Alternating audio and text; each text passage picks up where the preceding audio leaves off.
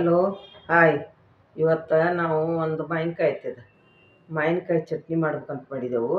ಮಾವಿನಕಾಯಿ ಚಟ್ನಿ ಮಾಡ್ಬೇಕೈತಿದ್ರೆ ಇದನ್ನು ಮ್ಯಾಗಿಂದೆಲ್ಲ ಕೆತ್ತಿ ತೆಗಿಬೇಕು. ಇದನ್ನು ಹಿಂಗೆ ಇದನ್ನು ಇಷ್ಟೆಲ್ಲ ಹಿಂಗೆ ತೆಗಿಬೇಕು. ತೆಗೆದು ಹಿಂಗೆಲ್ಲ ತೆಗಿಬೇಕು. ಇದನ್ನು ತೆಗೆದು ಅದನ್ನು ಒಳಗಿನ ಬೆಳ್ಳ ಅಂತ ಏನು ಇರ್ತೈತಿಲ್ಲ ಇದನ್ನಂಟ ಹೆಂಚು ಹೋಳು ಮಾಡ್ಕೋಬೇಕು. ಈಗ ಮ್ಯಾಗಿಂದೆಲ್ಲ ತೆಗೆದೇನು ನೋಡ್ರಿ.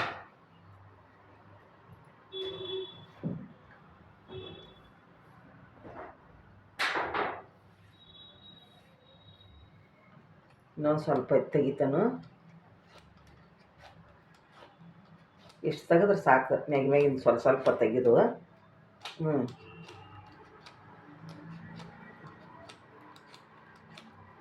ಇಷ್ಟು ತೆಗೆದ್ರೆ ಆತಿ.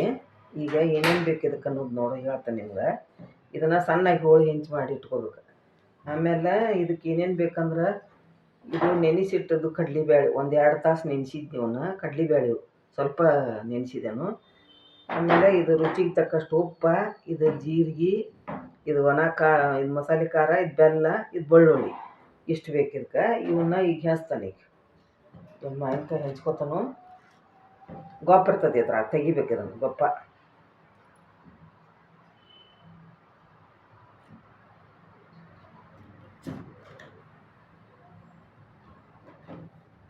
ಎಲ್ಲ ಸ್ವಚ್ಛ ಮಾಡಿ ಇಟ್ಕೋಬೇಕು. ಅದನ್ನು ಬರ್ತೈತೇನೋ ಕಾಯಿದು, ಭಾಳ ಬಿರ್ಸೈತಿ. ಇಷ್ಟ ಬಾಜುಕಿಂದ ಹೆಂಚೋನಿ. ಒಳಗೆ ಗೊಪ್ಪ ಬಿರ್ಸಾಗಿತ್ತಂದ್ರೆ ಅವು ಹೆಂಚೋದಿಲ್ಲ. ಹಿಂಗೆ ಹೆಂಚಿಟ್ಕೋಬೇಕು. ಮ್ಯಾಗಿಂದೆಲ್ಲ ತಿಳಿದು ಬಿರ್ಸಾಗಿತ್ತದು, ಬಲತ್ತದ ಕಾಯಿದು. ಇವ ಸಣ್ಣ ಸಣ್ಣ ಹುಳು ಮಾಡಿ ಇಟ್ಕೋಬೇಕಿದು.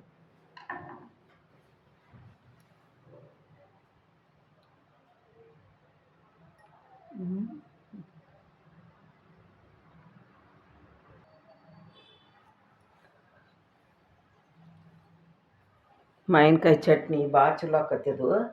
ಇದನ್ನು ಮಿಕ್ಸರ್ಗೆ ಹಾಕ್ಕನೀಗ ಮಾವಿನಕಾಯಿ ಚಟ್ನಿ ಮಾಡೋದು. ಇವು ಇಷ್ಟು ಹೋಳಾಗಿದ್ದಾವೆ. ಇವನ್ನ ಹೆಂಚಿಟ್ಕೊಂಡೇನು. ಇದಕ್ಕೆ ಇಷ್ಟೆಲ್ಲ ಹಾಕ್ಬೇಕು ನೋಡಿ. ಇದು ಫಸ್ಟ್ ಮಾವಿನಕಾಯಿ ಹೋಳು ಹಾಕ್ಬೇಕು. ಆಮೇಲೆ ಇವು 2 ತಾಸು ನೆನೆಸಿರ್ತೀನಿ. ಇವು ಅಷ್ಟ ಕಡ್ಲಿಬೇಳೆ. ಮಾವಿನಕಾಯಿ ಭಾಳ ಹುಳಿ ಇರಲಿದು, ಸಪ್ಪಗೈತಿ. ಅದಕ್ಕಾಗಿ ಸ್ವಲ್ಪ ಕಡ್ಲಿಬೇಳೆ 1-2 ಚಮಚದಷ್ಟು ನೆನೆಸಿದ್ನಿ. ಇವನ್ನ ಕಡ್ಲಿಬೇಳೆ ಹಾಕ್ಕೊಂಡಿದ್ರಾಗ ಇದು ಕಡ್ಲಿಬೇಳೆ. ಆಮೇಲೆ ನಂತರ ಜೀರಿಗೆ ಹಾಕ್ಕೊಂಡು, ಜೀರಿಗೆ ಒಂದು ಅರ್ಧ ಚಮಚದಷ್ಟು ಸ್ವಲ್ಪ ಇಷ್ಟು ಹಾಕ್ಕೊಂಡು ಕೈ ಆಳ್ತಿಲೆ. ಆಮೇಲೆ 1 ಗಡ್ಡೆ ಬೆಳ್ಳುಳ್ಳಿ, ಇಷ್ಟು ಸಾಕಿದು. ಇಷ್ಟು ಒಂದು ಗಡ್ಡೆ ಬೆಳ್ಳುಳ್ಳಿ ಹಾಕ್ತೀನಿ. ಮತ್ತು ರುಚಿಗೆ ತಕ್ಕಷ್ಟು ಉಪ್ಪು ಇಷ್ಟು ಹಾಕ್ಕೊಂಡು, ಒಂದು ಅರ್ಧ ಚಮಚದಷ್ಟು ಹಾಕ್ಕೊಂಡು ನೋಡಿ. ಉಪ್ಪು ನೋಡ್ಕೊಂಡು ಹಾಕ್ರಿ ಉಪ್ಪು. ಆಮೇಲೆ ಒಣ ಖಾರ ಹಾಕಿದ್ರು ಬರ್ತೈತಿ, ಹಸಿ ಮೆಣಸಿನ್ಕಾಯಿ ಹಾಕಿದ್ರು ಬರ್ತೈತಿ. ನಾನು ಇದು ಒಣದ ಮಸಾಲೆ ಖಾರ ಐತಿ, ಇಷ್ಟು ಹಾಕ್ಕೊಂಡು, ಇಷ್ಟು ಸ್ವಲ್ಪ ಹಾಕ್ಕೊಂಡು, ಇಷ್ಟು ಸಾಕಿಷ್ಟು. ಆಮೇಲೆ ಇದಕ್ಕೆ ಬೆಲ್ಲನೂ ಹಾಕಿಬಿಡ್ತಾನೆ. ಇದು ಕಾಯಿ ಹುಳಿ ಇದ್ರೆ ಒಂದಿಷ್ಟು ಜಾಸ್ತಿ ಬೆಲ್ಲ ಹಿಡಿತೈತಿ. ಇದು ಸಪ್ಪಗೈತಿ, ಒಂದು ಸ್ವಲ್ಪ ಹಾಕ್ಕೊಂಡು. ಇಷ್ಟು ಅದ ಬೆಲ್ಲ, ಭಾಳ ಹಾಕಂಗಿಲ್ಲ. ಎಷ್ಟು ಹಾಕ್ಕೊಂಡು ನೋಡಿ. ಇಷ್ಟು ಬೆಲ್ಲ ಹಾಕ್ಕೊಂಡು, ಇಷ್ಟು ಸಾಕಿಷ್ಟು. ಕಾಯಿ ಸಪ್ಪಗಿದ್ರೆ ಕಡಿಮೆ ಹಾಕೋದು, ಹುಳಿ ಇದ್ರೆ ಒಂದಿಷ್ಟು ಜಾಸ್ತಿ ಹಾಕೋದು. ಇಷ್ಟು ಹಾಕಬೇಕು. ಇದಕ್ಕೆಲ್ಲ ಹಾಕಿ ಇಟ್ಟಿನೀಗ ಮಿಕ್ಸಿಗೆ. ಇದನ್ನು ಮಿಕ್ಸಿ ಹೊಡ್ಸ್ಕೊಂಬರ್ತಾನೆ. ಈಗ ಮಾವಿನಕಾಯಿ ಚಟ್ನಿ ಭಾಳ ಚಲೋ ಆಕತಿ. ಮಾಡಿ ನೋಡ್ರಿ. ಬಿಸಿಲಿಂದ ಊಟ ರುಚಿ ಹತ್ತೋದಿಲ್ಲ. ಇದನ್ನು ಮಾಡಿದ್ರೆ 1 ರೊಟ್ಟಿ ತಿನ್ನೋರು 2 ರೊಟ್ಟಿ ತಿಂತಾರು. ಮಾವಿನಕಾಯಿ ಚಟ್ನಿ ಭಾಳ ಚಲೋ ಆಕತಿ. ಇದು ಕಡ್ಲಿಬೇಳೆ ಹಾಕಿ ಮಾಡ್ಬೇಕು. ಅದನ್ನು ಮಿಕ್ಸಿ ಹೊಡ್ಸ್ಕೊಂಬರ್ತಾನೆ.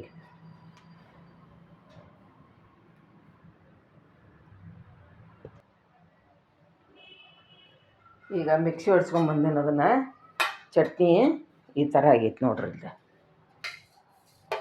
ಇಲ್ಲಿ ಸರ್ವ್ ಮಾಡ್ತಾನು. ಈ ಥರ ಆಗೈತೆ ನೋಡಿ ಚಟ್ನಿ.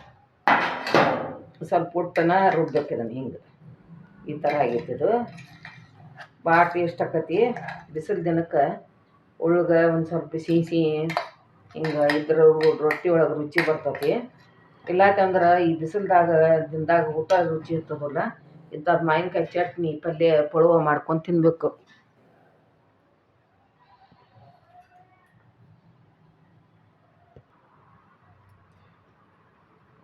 ಇದು ಮಾವಿನಕಾಯಿ ಚಟ್ನಿ ಇದಕ್ಕೆ ತೆಗಿತಾನೆ ಪ್ಲೇಟ್ಗೆ. ಇಷ್ಟ ಆಗೈತೆ ನೋಡಿ ಇದು ಮಾವಿನಕಾಯಿ. ಬೇಕಂದ್ರೆ ನೀವು ಇನ್ನೊಂದು ಸ್ವಲ್ಪ ಸಣ್ಣಾಗಿ ರುಬ್ಕೋಬೋದು. ನಾ ಇಷ್ಟ ಮಾಡ್ಕೊಂಡಿರ್ತೇನೆ, ರುಚಿ ಆಗ್ತೈತೆ ಅಂಥೇಳಿ. ಭಾಳ ಟೇಸ್ಟಾಗಿರ್ತೈತಿ, ಮಾಡಿ ನೋಡಿರಿ. ಅದು ಒಂದು ಕಾಯಿ ಸಣ್ಣದಿತ್ತದು, ಅದು ಸ್ವಲ್ಪ ಸಪ್ಪಗನು ಹೋಯ್ತು ಅದು. ಹಿಂಗಾಗಿ ಬೆಲ್ಲ ಅದು ಭಾಳ ಇರಲಿಲ್ಲ. ಮತ್ತು ಕಡ್ಡಿಬೇಳೆ ಭಾಳ ಬೆಲ್ಲ ಭಾಳ ಆದರೂ ಚಲೋ ಆಗೋದಿಲ್ಲ. ಅದು ಸಪ್ಪಗೆ ಕಾಯಿ ಇದ್ರೆ ಸ್ವಲ್ಪ ನೋಡ್ಕೊಂಡು ಹಾಕೋದು. ಈ ಥರ ಆಗೈತಿ. ಇದನ್ನು ಅನ್ನದ ಜೋಡಿನೂ ತಿನ್ಬೋದು ಮತ್ತು ರೊಟ್ಟಿ ಜೋಡಿನೂ ತಿನ್ಬೋದು. ಮಾಡಿ ನೋಡಿರಿ, ಹೆಂಗಾಗೈತೆ ಹೇಳ್ರಿ. ಮಾವಿನಕಾಯಿ ಚಟ್ನಿ ಭಾಳ ಟೇಸ್ಟಾಗಿರ್ತೈತಿ. ಇದನ್ನಂತಿ ರೊಟ್ಟಿ ಒಳಗೆ ಊಟ ಮಾಡಬೇಕು. ಈ ಥರ ಆಗೈತೆ ನೋಡಿರಿ.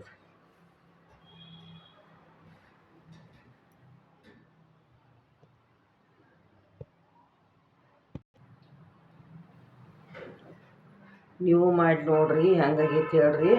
ಮಾವಿನಕಾಯಿ ಚಟ್ನಿ ಒಂದು ಸ್ವಲ್ಪ ರುಚಿ ನೋಡಿರಿ. ಇದನ್ನು ತಿಂದು ತೋರಿಸ್ತೇನೆ ನಿಮ್ಗೆ ಹೆಂಗಾಗೈತೆ ಅನ್ನೋದು. ಭಾಳ ಟೇಸ್ಟಾಗಿರ್ತೈತಿ ಅದು.